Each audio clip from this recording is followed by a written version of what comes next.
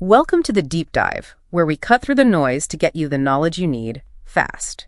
Today, we're taking a deep dive into nutrition over 40, not seeing it as some kind of decline, but more like a really pivotal moment for recalibration. Okay, let's unpack this. Our mission is to really get a handle on the key physiological shifts happening around this time, and crucially, how nutrition becomes this incredibly powerful tool for you. Absolutely. And what our deep dive showed is, well, it's fascinating because it isn't just one single thing changing. It's more like a complex kind of interconnected interplay of physiological shifts. We're talking about gradual muscle loss. You often don't even see it happening at the sarcopenia. Then there's a related drop in your metabolic rate. Plus, pretty significant hormonal shifts for both men and women. Right. And importantly, faster bone density deterioration. And the key thing, these aren't separate issues. They're all linked. That interconnectedness is so important, yeah. Our sources really zeroed in on this dynamic they call the sarcopenia metabolism vicious cycle. And here's something I found genuinely, eye-opening.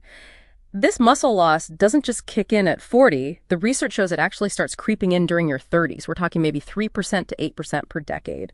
Can you elaborate on that? Why is this early onset so critical for our metabolism? Yeah, absolutely. The really critical part is just understanding that muscle tissue itself is metabolically active. I mean, it burns calories even when you're just sitting there at rest. So as you naturally lose muscle mass over time, your basal metabolic rate, your BMR, it directly decreases, think 1% to 2% per decade. And that makes managing your weight a real challenge, even if you feel like your eating habits haven't changed one bit. And then if you connect that to the bigger picture, well, hormonal shifts really compound the problem. So declining estrogen in women, especially during perimenopause and menopause, that often leads to more abdominal fat storage. And similarly, for men, decreasing testosterone can unfortunately lead to fat accumulation and also contribute to muscle loss. Oh, and we shouldn't forget chronic stress. Cortisol, that stress hormone, it actively encourages belly fat and can ramp up cravings too. So it's like a double whammy then, dealing with muscle changes and fat distribution shifts. And speaking of critical threats, the sources also flag another big one, particularly for women over 40. Bone density loss. Just how quickly can these changes happen, and what are the implications when you put that together with sarcopenia? It's definitely a critical dual threat.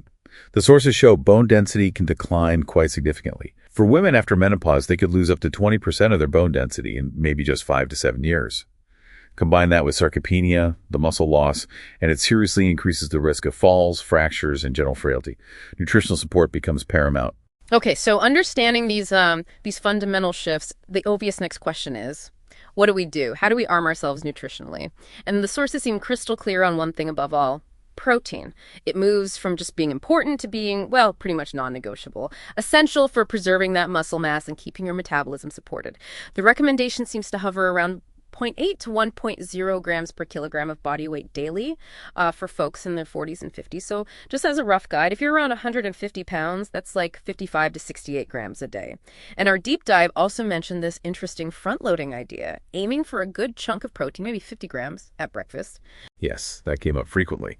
The idea behind front-loading protein at breakfast isn't just about feeling full longer, although that helps.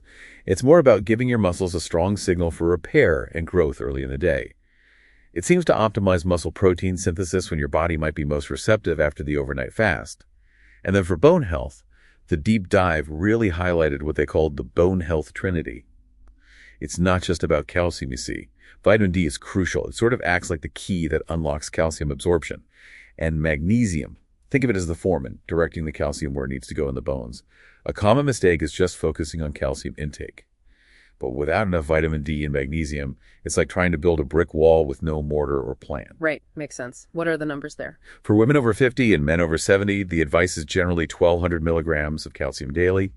And for vitamin D, around 600 IU daily.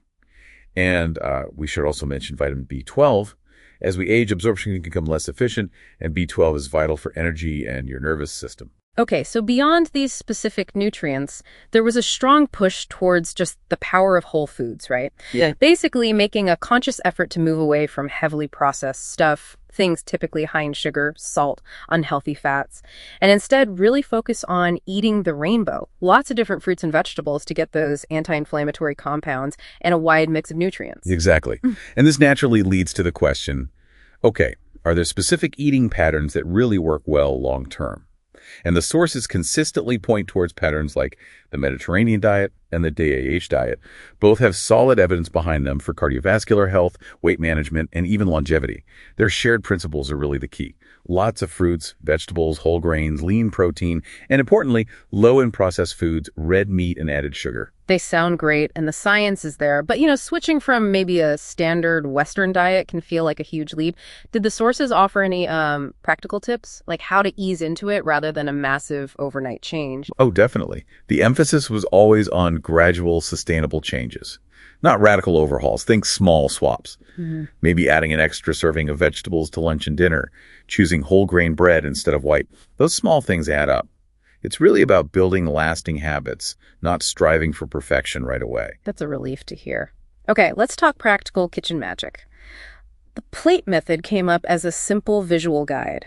Fill half your plate with non-starchy vegetables, think greens, broccoli, peppers, then a quarter with lean protein about the size of your palm, and the last quarter with whole grains or starchy vegetables like sweet potato or quinoa. It's a great visual.